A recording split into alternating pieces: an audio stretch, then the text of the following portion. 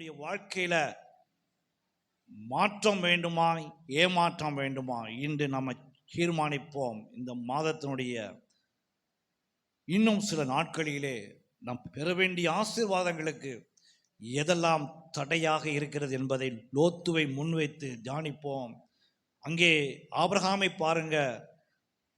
லோத்து ஒரு இடத்தை தேர்ந்தெடுத்துட்டாரு. ஆபிரகாம் அமைதியா இருக்கிறாரு. ஆண்டவரே தஞ்சம், ஐயா எனக்கு குழந்தை இல்லை, எனக்கு எதுவும் பெரிய ஆசை ஒன்றும் இல்லை, நீங்க சொன்னீங்க நான் வந்துட்டேன், அப்படியே சுத்திட்டு வரேன். இப்பொழுது லோத்தும் தனியா செழிப்பான இடத்துக்கு போயிட்டாரு. நான் அப்படியே பார்த்துட்டு இருக்கிறேன் ஆண்டவரே, நீங்க சொல்லுங்கன்னு சொல்லி ஆபிரகாம் அமைதியா இருக்கிறாரு. ஆண்டவர் என்ன சொன்னார் ஆபிரகாமை பார்த்து?